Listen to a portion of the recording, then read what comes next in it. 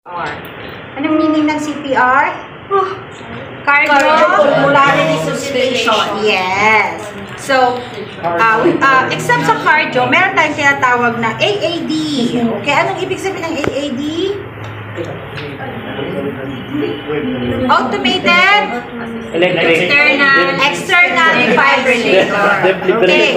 So tayo po, hindi ibig sabihin na tayo pagdating sa hospital, license tayo to do CPR. Of course, pag hospital, doctor pa rin ang CPR. Ano po ba? Tayo, may idea lang po tayo. Okay po. So bakit kailangan dito sa caregiving? Just in case for emergency purposes. For example, biglang na-atake yung patient mo. So, ano po ba ang purpose nito? So, ito, nakaka-help para i-push mo yung heart para umikot yung blood circulation. No? Kanya po ba? So, for example, meron tayong tinatawag na impending heart attack. Nakita mo, nag-chest pain siya, nag-difficulty siya in breathing, mga ganyan. So, pwede mong i-conduct ito sa kanya. No? Kanya po ba? Pero, sa tamang posisyon. Tama ba? So, for example, baka naman nakahiga siya sa malambot na bed. Tama ba? Hindi rin pwede. It should be in a hard surface. No? Kanya po ba? Allow them to lie down on the flat surface, then conduct warm. No? Kanya. So, isa rin na dapat nating matutunan is the proper placement of the hand and the proper positioning. So, usually po, ayan, use the heel of your hands. No? Kanya po ba? Kasi po, pag nagkakandak po tayo, ayan. Okay, one. Hindi po. Nakuha niyo po ba? Kasi dapat, ayan. Then, alam niyo sa totoong buhay po, mahirap po talaga mag-CPR. Nakuha niyo? Yes. Ma'am, hindi ba maano yung ribs hindi po. Kasi po, ang rib cage po natin, meron po tayong tinatawag na cartilage, okay? At floating ribs. Nakuha niyo po ba? Dito po sa part natin na to, hindi po yan talaga ribs na bones. Cartilage po yan. That's why po, kapag pinapump mo po, bumabalik. Nakuha niyo po ba? Kasi hindi po siya bone talaga. Kasi kung bone yan, fracture ka talaga. So, this is the sternum. Ayan, pagkatapos po ng sternum, yung connection po niya na ribs, continuation po ng rib cage mo is already a cartilage, soft bone. Okay niyo po ba? Kaya nga ang mga bata, pag sila po, pansinin niyo po, mga bata pag, hello sir. Pinakain niyo akong ano eh. Mais ka. Pinakain niyo akong togi.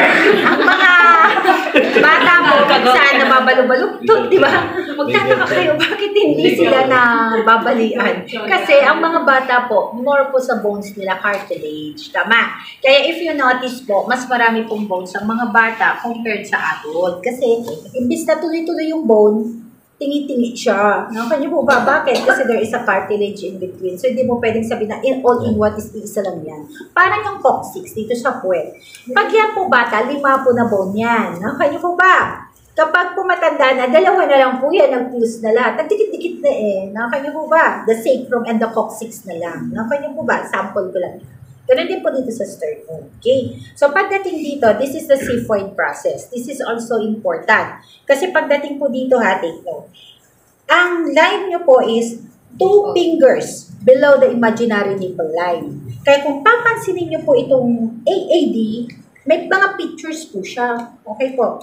Ayan. So, sinasabi sa inyo, ito po yung isa, yan yung nipple. Tama ba? Ilalim. Dito na agad siya sa ilalim. Yung isa naman, andito siya, inline lang, almost inline sa taas. So, titignan nyo yan, ha? Para alam nyo po kung paano maglagay. Okay nyo po? Okay. So, ano po yung purpose nito? This is done, para po ma-excite, para po pag nag-stop yung heart, diba, nag-stop siya, pak! Bubuhayin niya. Nyo po? Through the electric impulses. Nyo po ba? So, hindi siya mag-i-stop totally. Kasi na-excite siya ulit. Nyo po? Okay. So, yun po yung help po lang. Ngayon, eto naman. Tuturo ko muna sa inyo lahat, ha? Eto po may ilaw. Pansin nyo? This is the pads. Okay? Dalawa po yung pad niyan. Meron pong pambata, merong pang matanda. Tapos, eto rin. Pansin nyo, may ilaw. So, lang press lang po yan. Para hindi tayo makasira. Ano pa? Eto po, ingatan nyo po. Dito po niya may sensor yan. Ito po pinalitan na namin.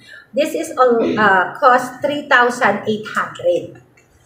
Madlang na to. Nakuha nyo? Yes.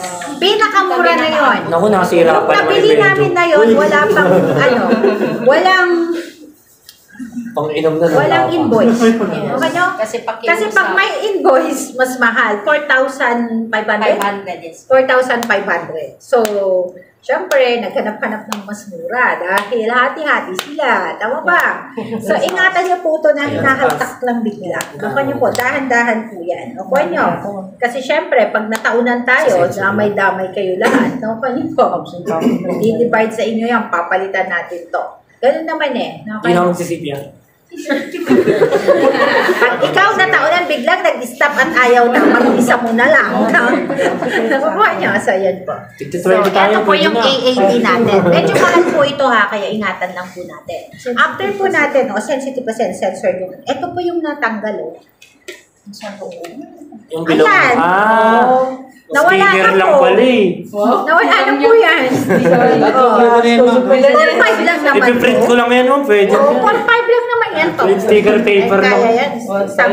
Isang ano mo lang yan. Pero hindi na gumagana. Hindi na gumagana. Kapag yan po nasira. Okay.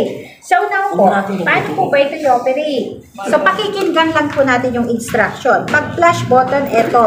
Power, ito. Okay, ito naman child button. Okay nyo? So, kapag po ito in-off nyo, kasi kailangan namang antayin mo hanggang 5 cycle, tapos babalik ulit sa first cycle. Aba yung mangurat-ngurat ka dyan, mag-ganun-ganun. Tama ba? So, long press lang po yan. Pag ni-long press mo, saka siya mag-stop. Okay nyo?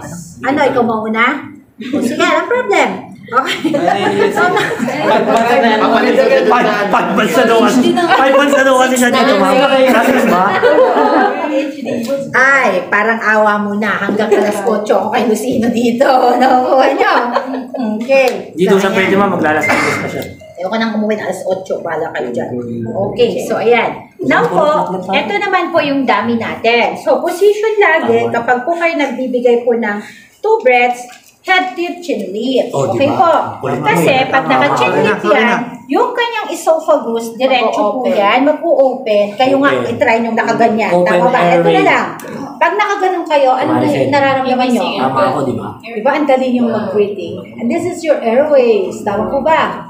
Ayan. Parang Breathe kayo. nag-iossi. Ang tanong pa, bakit daw pinipinch ang ilong? Use your naituro po sa inyo to. Ang mouth, ang nose, ang ears, may mga sinuses dyan. Tama ba? So, bakit mo kailangang i-close? Para make sure po na Yung papasukan. yung Tama. air, diretso po sa airways, pupunta sa lungs. Yes. Tama ba? Hindi lalabas Hindi yung naman hangin. po kasi eto ang ipipinch nyo. Oo, Eto dito po. lalabas. Nakakaya po ba? Andito po yung parang pinaka-close nyo. Yes. Ay, hindi dito, ma'am, sa dulo. Hindi naman. Ano yan? Ito lang ba ito, ma'am? Hindi nga, tinatanong nga para ano ba yung ano eh. Nangalay na. Pasensya na kayo. Pag itong mga kasama nyo po, walang mangyayari. Ma'am, tama.